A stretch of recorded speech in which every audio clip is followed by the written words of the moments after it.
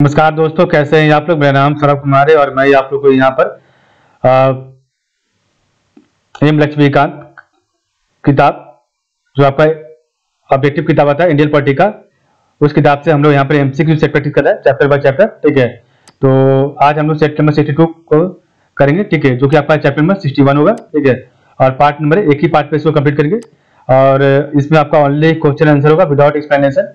ठीक है, और आपका part number 9 other constitutional dimensions का chapter number 61 rights and liabilities of the government का एमसीक्यू सेट प्रैक्टिस करेंगे। ठीक है, तो चलिए स्टार्ट करते हैं आज का chapter number 61 rights and liabilities of the government, chapter number 61। ठीक है, पहला क्वेश्चन है which one of the following was affirmed by the supreme court with respect to the sovereign immunity of the state. तो which one of the following was affirmed by the supreme court with respect to the sovereign immunity of the state. Option number C, a state cannot claim sovereign immunity if its officers are negligent in exercise of their powers.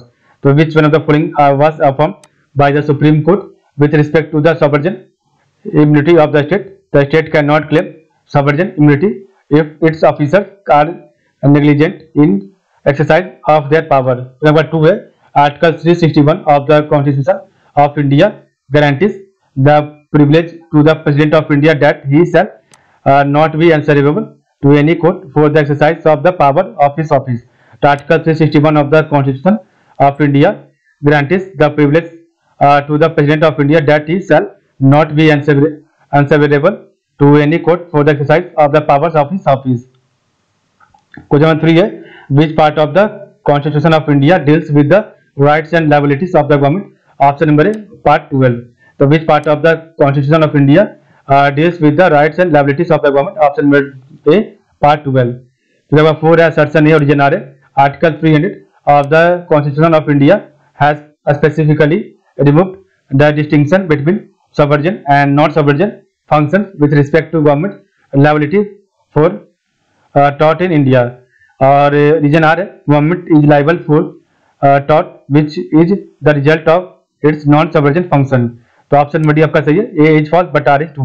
आपका ये गलत है और आपका सही है। ठीक है, तो article 300 of the constitution of India has specifically removed the distinction between the sovereign and non sovereign function with respect to government liability for tort in India and government is liable for tort which is the result of it sovereign function. आपका सही है। तो 5 है no criminal proceeding. तो no criminal proceeding shall be instituted or continued against which one of the following in any court during the term of his office.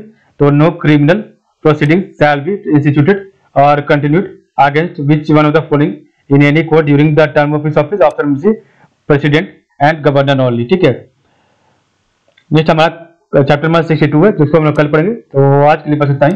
आप लोग का बहुत बहुत धन्यवाद। ठीक है, तो कल हमारा चैप्टर नंबर 62 होगा authoritative text of the constitution और इन हिंदी लैंग्वेज। ठीक है।